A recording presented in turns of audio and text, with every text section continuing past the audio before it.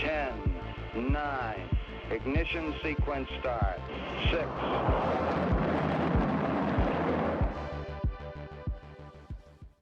Hello, and welcome to Rocket Fuel, your daily update of everything that's happening in the Rocket Fuel community. My name is Vaca. Today is February 17th, and I think every day is just like incredible. So let's start with this. We got a post from Dave overnight. He says, "Hey everyone, happy Friday afternoon from the future in Australia. Today we've got a couple of exciting announcements for everyone. We are always happy and willing to be ambassadors for the benefit of decentralization and how that can provide a deep benefit for all those involved. So it is with great pleasure that we want to read it that Coinbase Ventures has invested in the protocol. We recently announced their intentions to join the oDAO, so this is just another step in them willing to back a decentralized staking protocol such as Rocket Pool." And then there's a quote from Coinbase Ventures. It says, "We're excited to announce that Coinbase Ventures is deepening its partnership with Rocket Pool via direct investment into RPL, in addition to its proposed entry into the oDAO. Coinbase Ventures also plans to use their RPL and ETH to spin up their own Rocket Pool mini pools." So, as you know, this is incredibly exciting news. Coinbase is one of the biggest exchanges in the world. I think it's the second biggest exchange in the world. We've already gotten them on the path towards joining the oDAO, and now they have bought their own RPL and they will be using that to spin up mini pools, which is truly amazing to see and really, really great that they'll be doing this. So what happened after this news came out? Well, David Hoffman of Bankless has been talking about his DeFi mullet thesis for a while. So he says, it looks like Coinbase is growing its DeFi mullet with Rocket Pool. A few months ago, Coinbase Ventures became a Rocket Pool oDAO member. They started on the path to becoming, they haven't become that yet, but soon. Today, they just announced an investment into RPL. Is Coinbase going to use Rocket Pool protocol as its staking service provider?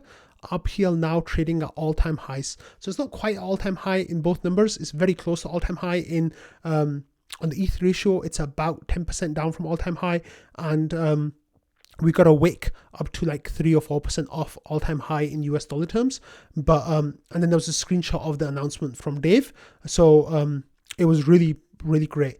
And then we got a tweet from Jesse Pollock, who works with Coinbase. And he says, "At Coinbase, we believe in decentralization and investing in the underlying platforms that power the open global crypto economy." So it was the same post. It was retweeting David Hoffman's post. So this is absolutely wonderful, right? Like it's and Marceau replied by saying, "Mountains of respect for Coinbase lately. Well done, guys." So as you know, there've been all these issues with centralized staking services and how they package it for their customers.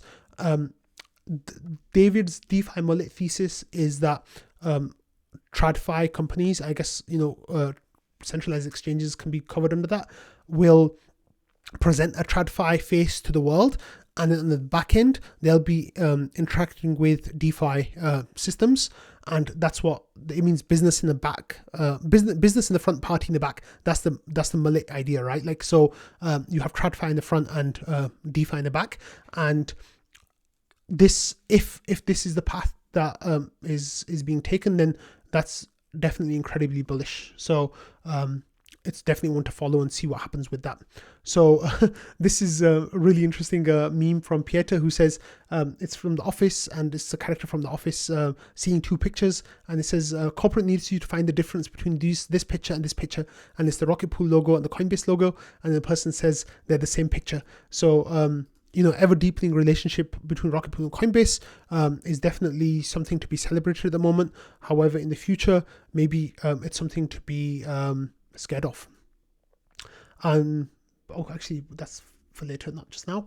And then Pieteris went doing some digging, and he found an address saying this could be Coinbase Ventures. Watch this address. So if you have a look at the address, they basically got 45,000 RPL on January 31st, like a couple of weeks ago, basically. And it might be that this is the Coinbase address. There are a couple of reasons why. So one of them is that it said they got their funds from the team's hot wallet via another address. So then you can see the transaction here as well. So they got their RPL in 15,000 RPL chunk, 10,000 RPL chunk, and then another 10,000 RPL chunk and another 12,000 RPL chunk. So that $45,000 went to the wallet we just saw. And then I think on the same day, pretty much on the same day, they got 700,000 USDC back. So that price works out to be 45,000 RPL at $16 each, which is, I think it was 50% discount at that time. So there's definitely some, I think, other aspects to it that we don't know about at the moment. But if this is the Coinbase wallet because it's connected to the team's wallet, it might be possible that that's what it is. So I think 40,000 RPL will actually, give me a second. Let me find out what that is. 40,000 RPL will let you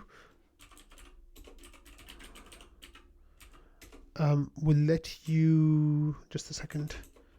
I should have had this open from before. So you need 50 RPL is the minimum. So that will be 900 mini pools that they could start with 40,000 RPL if they're going that minimum collateral percentage. If they're going with the maximum collateral percentage, then it will be a lot less than that.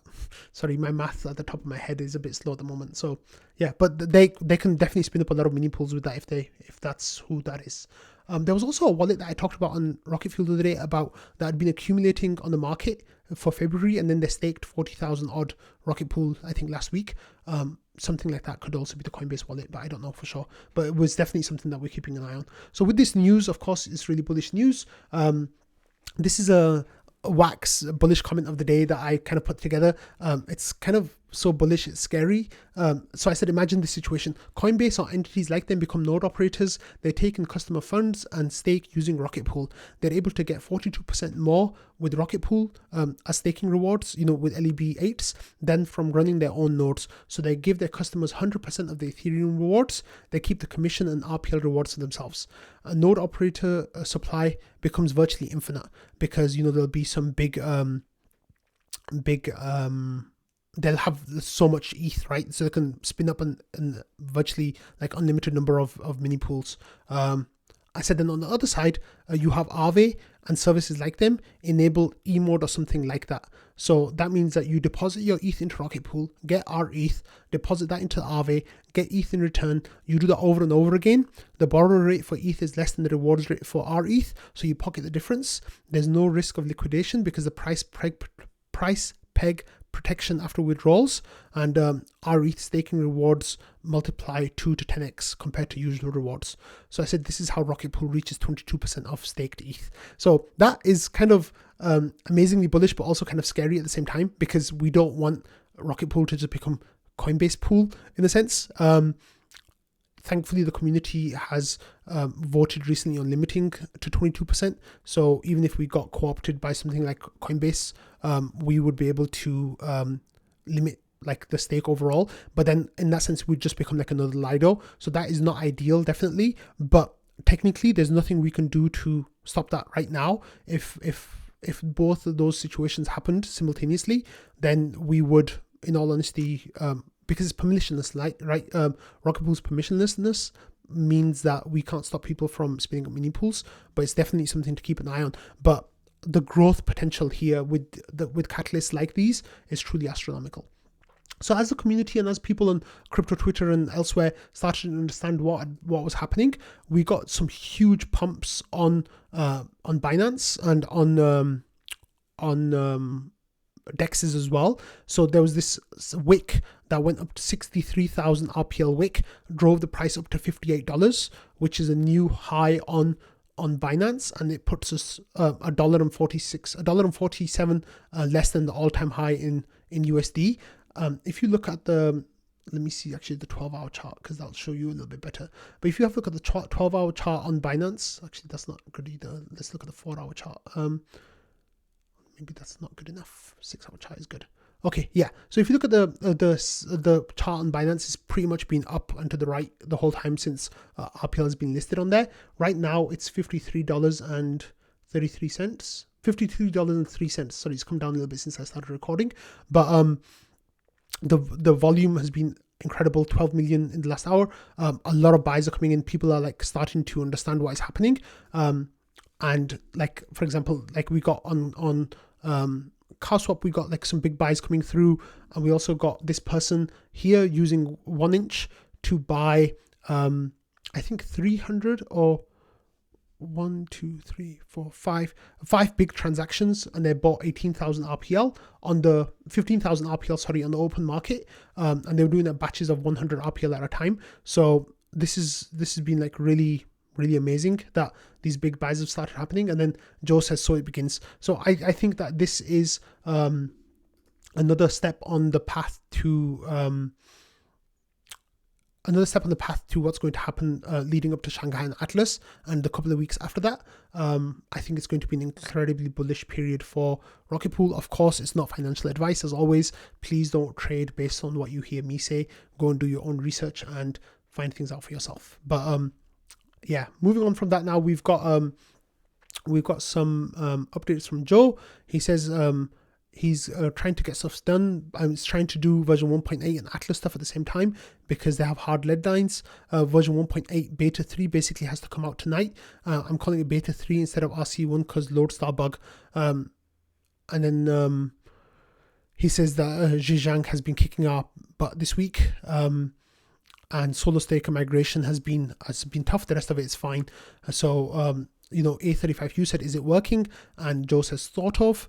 And then he says, solo staker migration caused a lot of interesting side effects that I have to handle. For example, Langas almost had one working yesterday, but the scrub check killed it because it detected a mini pool with invalid withdrawal credentials because he hadn't switched them yet. Whoops. So this team's still like trying to figure out these bugs. And he says, and then there's a fun one. In Atlas, the staking pool balance is allowed to go negative. Every 5 minutes is beacon balance plus mini pool balance in case you get skimmed. So we handle that. But let's say there's 0 ETH in the staking pool and like 40 people LEB 8 migrate.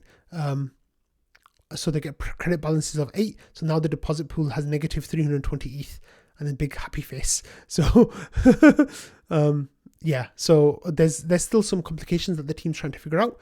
And then he says change of plans 1.8 it will be next week, and Atlas stuff is happening all day today. So he's been working on that a whole lot.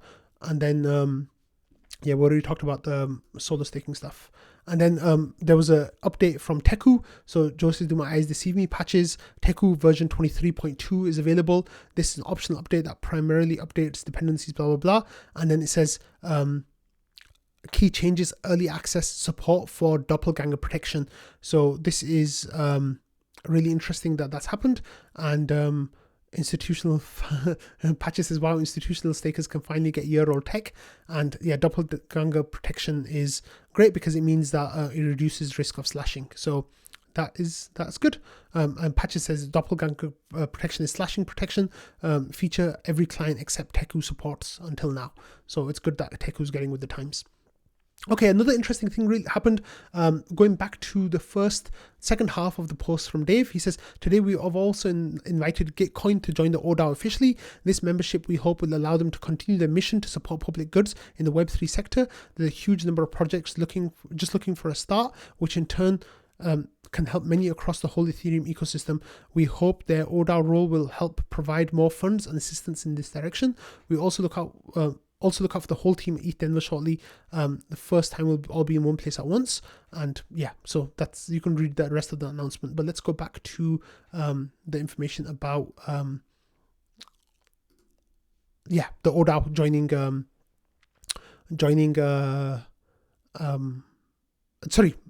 joining the oDAO. So that transaction to get them invited has started. So in 7 days time, the existing oDAO members will have to vote. We need a majority of 8 voters to vote them in, which I suspect will pass without any problem at all. So that's really great that we're on the way to getting Gitcoin on the oDAO. Okay, another cool thing happened overnight where the GMC sent out a whole bunch of RPL for retroactive awards. I think we had 12 people got RPL as a retroactive award. So that was really great to see that the GMC is starting to send this money out. Also, the GMC liaisons should be in touch with people who have grants, so they will start getting their grant money soon also, which is very exciting to see as well. So the GMC is starting to send money out. I got some, and a whole bunch of other people in the community got some as well, so it's really great for those people. Congratulations for everyone who got some. Okay, yesterday Slugrug made this post. He says, apologies for the random interjection, but I posted this late last night Eastern time, and I wanted to post it again to get more visibility and feedback in the forum. So there's a thread here that kind of spurred a discussion, but I'm just going to focus on the forum of this. So the title is, should Invis remain on the GMC? Personal thoughts and a poll. So Slugrug had this post. He's of course, as you know, Invis used an exploit to grief Marceau, and kind of, yeah, well, that's all been covered. So what happened is there's an idea that, should Invis stay on the GMC, because the GMC is kind of positioned people who kind of deserve it in a sense, and if Invis is banned from the Discord and all that kind of stuff, like, what should we do about the GMC? So the GMC that I'm a part of, we had this discussion about whether or not Invis should stay on the GMC, and we decided that it's not really for the GMC to vote on this matter, because he didn't technically do anything to abuse his role as a GMC member. It was separate from that. So there were a few discussions going on in the community about whether this should happen or not, and Slugrug put together this this forum post, which like makes it more formal, of course, and then talks about why he thinks that Invis should be removed, and then there is a sentiment poll that Valdorf added. So if you have a look at the results of this so far, there's 33% of people say definitely keep, 21% of people say definitely remove, 19% of people say lean remove, 17% of people say lean keep, and 10% of people say neutral. So if you add up those percentages, 50% of people say keep, 40% of people say remove, and 10% neutral. So this could potentially be like quite a contentious vote in the community. And then people like Valdorf, Whisker, Object, Veterinary, Slugrug, of course, and then Granddaddy Cool, myself, Schifrin, all gave our opinions on what we think should be happening. Rocknet, Looking for Owls, of course, and excuse me, and Wooden Chip and A35U. It was a very well engaged discussion that's taking place, and I'm really happy that this discussion is taking place. I think at the moment it looks like it will go to a vote unless something changes, and of course if anything changes, I'll have that news for you on Monday. I'll have that news for you in my next episode, but yeah, that's where we stand at the moment. So there were some really interesting points out made, especially by Dibsy in trading about because he's a lawyer, and he was talking about it like from a legal perspective, so he definitely brought up some interesting points. So you might want to read the trading argument as well, but you can check that out. Okay, next, Rocket Luke had this screenshot from the website, on the Rocket Scan website, saying that we hit 400 ETH staked in mini pools, which is absolutely amazing. So we have 400,784 ETH staked, and then there's 10,762 ETH of staking rewards that are locked up as well at the moment, and I think that's a tremendous milestone that we've reached. So that basically is 200,000 node operator ETH and 200,000 R ETH that has been minted. That kind of makes up this number right here, which is really fantastic. Like I've been saying recently, like with Atlas, the 200 node operator ETH will be able to lift 600,000 R ETH, so we could potentially double our total mini pool value locked without adding a single new node operator, which is truly mind-bogglingly amazing. So yeah, that's really exciting. But yeah, thanks for bringing this to our attention, Luke. There was so much like price shenanigan talk going on that a lot of people missed it, I think. Okay, next we have this thing from Wo, who shared this. If you just give me a second, I can tell you what you are looking at. So Wo shared a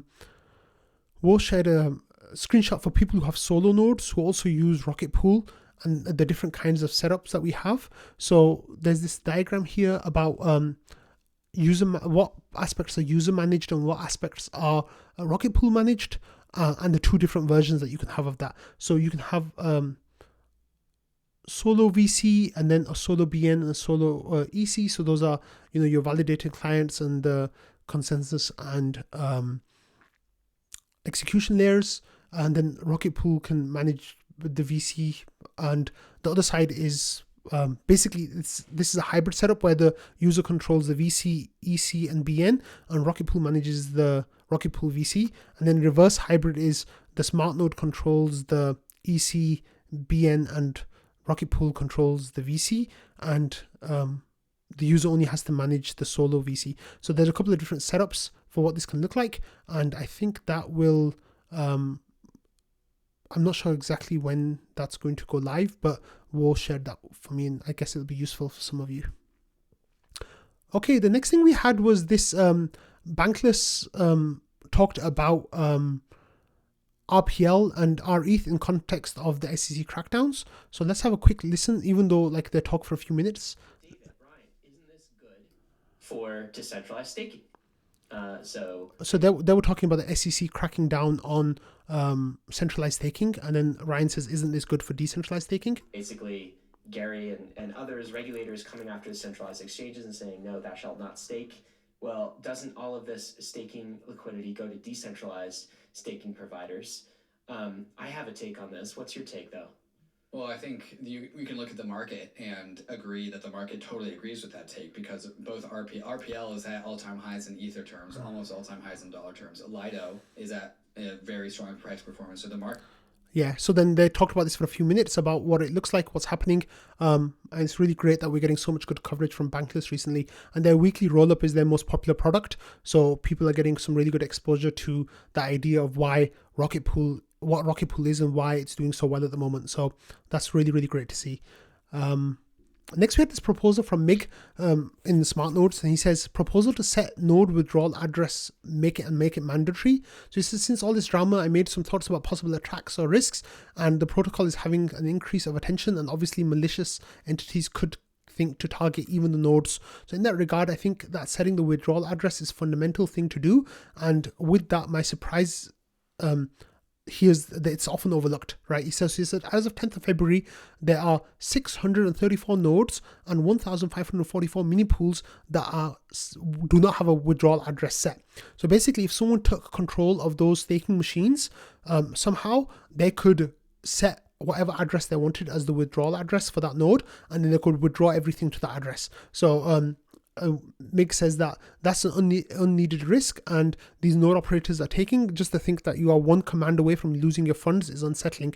It's a malicious entry could hijack your node, or your colleagues could get access to your machine or your SSH, or malicious software target your node and just launch, and then there's a code, and then all your funds are lost. So I think this is a really good idea to do this.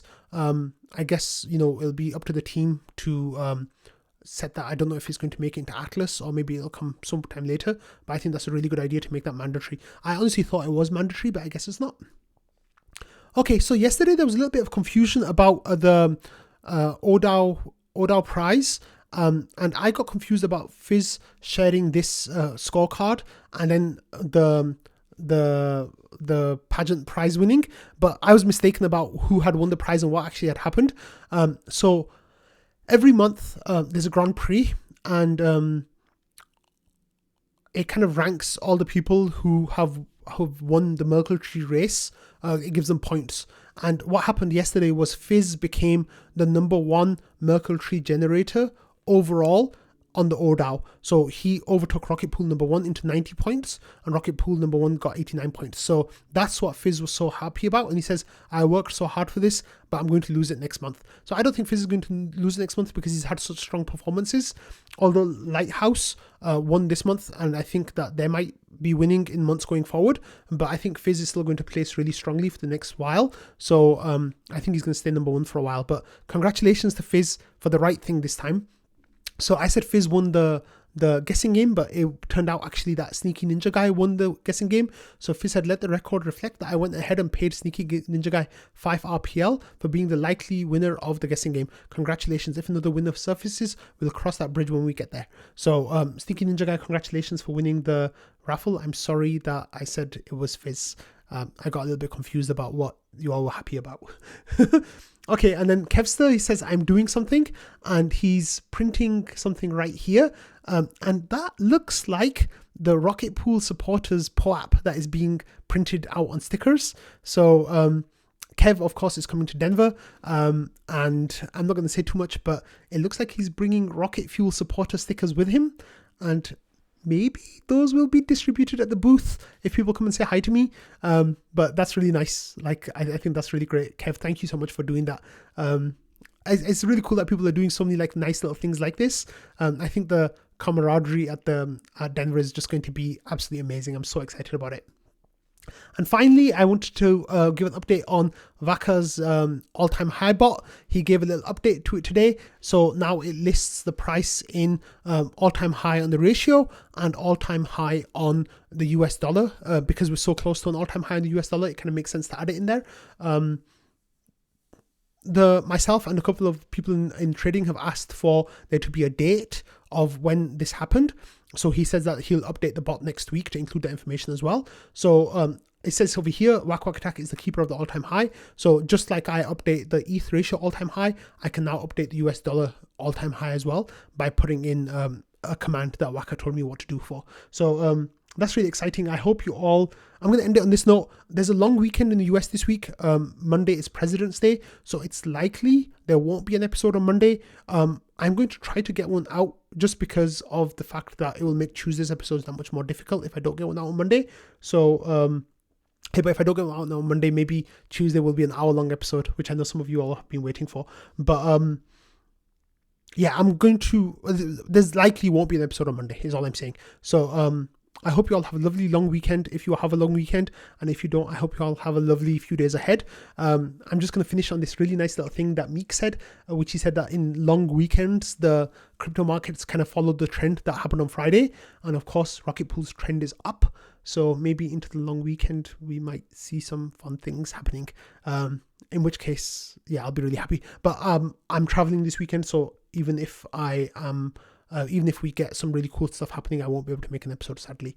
But enjoy today. It's a really good day for the community. And I'm hoping that we get lots of those days coming up soon. Thank you all for watching, listening, supporting Rocket Fuel, submitting links, just being absolutely amazing people. And I will see you all soon. Bye.